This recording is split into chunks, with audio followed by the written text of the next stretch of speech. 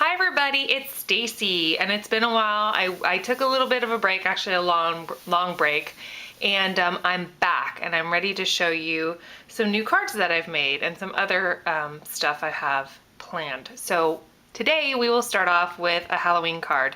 This is a really simple spider that I made with my Doodlecharm cartridge, and I think I cut this at 2.5 inches, and I did the purple shadow with the black spider on top. It's the same thing, it's 2.5 inches. You just do the shadow effect for on the purple and then non-shadow for the spider. I used some baker's twine.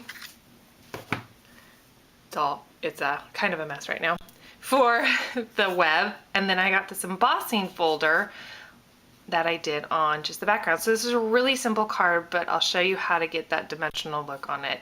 And let's get started. So you will need a base. I chose purple to match the shadow of the spider. You can choose any color you want. Then I have a white frame piece and then the piece I'm going to emboss. So let's go ahead and emboss that before we put the shadow effect on it. And all you do with the shadow effect is you just ink the edge of that out. Let's put that up just a little bit. And this embossing folder is by Darcy. I got it at Richard's Arts and Crafts store. I did not get it at Michael's. All my other embossing folders are from Cuttlebug, or I guess Cricut. Let me see. Now I'm all confused. Yeah, all my other ones are Cuttlebug. So this is the first one, and it's exactly the same. I mean, it's exactly the same as your Cuttlebugs. I saw it and I couldn't resist. So run that through your Cuttlebug. And then open it up. And there you have your nice embossed piece of background paper. Let me get this back down. Okay, so now to get the shadowing, all I used was ink. I choose VersaFine. I love it. I use it on all my stamping and edging when I use black. I have VersaFine or VersaColor for my colorful inks, but most of the time I just use my Stampin' Up collection. I bought the Versa ink before I got the Stampin' Up ink, and I really like the Stampin' Up. It matches your cardstock perfectly too. I also like Paper Tray Inks. Their ink is great too. I actually have an order in the mail that's coming soon, hopefully. So go all the way around the edge. And you can even go on the spider web if you want a little bit, but I tend to be a little bit more conservative when doing this. So get the white piece of paper as well. This is your frame. And you don't have to use this paper. You could put the embossed web page directly onto your base. I just wanted it to have a little bit more dimension. Almost done. And you don't have to do the edging with the ink. Totally up to you. Last piece.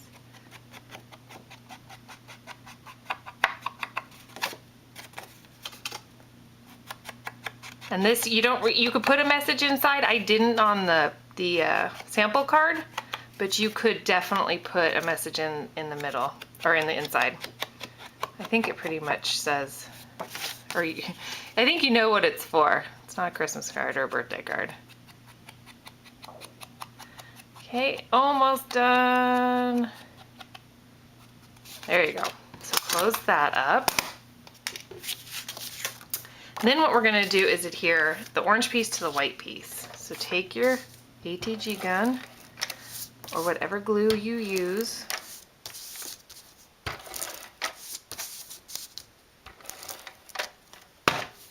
And put that on top of there. I like to flip it over when I put the ink on it, just so I don't get ink on my fingers. And then get it on the, paper. Then what you're gonna do is glue your spider together. And I use my Zig 2-way glue gun. And I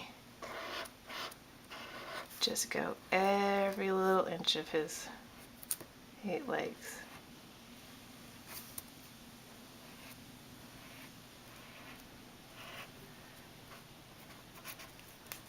You don't want him coming up. And then center him.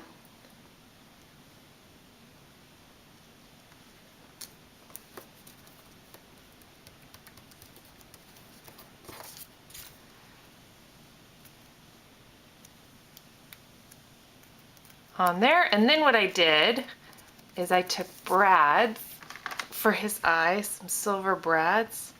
I don't know if you can see that. For his eyeballs.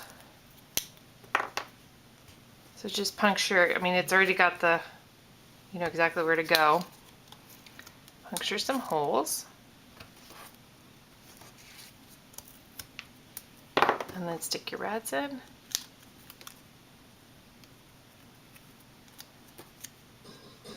And then you can use a dimensional and pop them up on the page. But let me show you what we're going to do first. Before you adhere the orange piece to your base, what you want to do is figure out where you want your spider to go, and then you're going to put the web on it.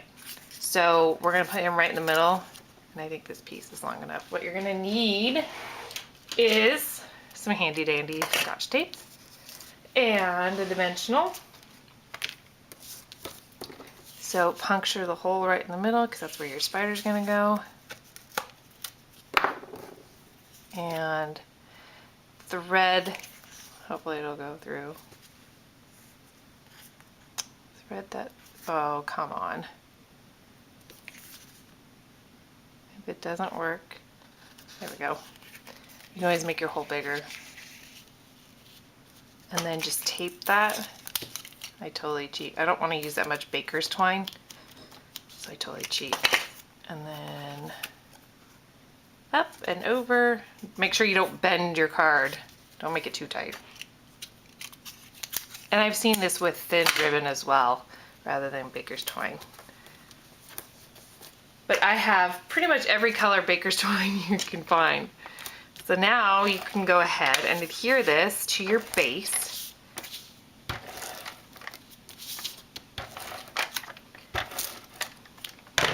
I like glue. Put it right there. Center it. Again, I flip it over. The ink should be dry, but just for good measure. And then your little spider needs some height. So put one there, and I like to use dimensionals too. Right there.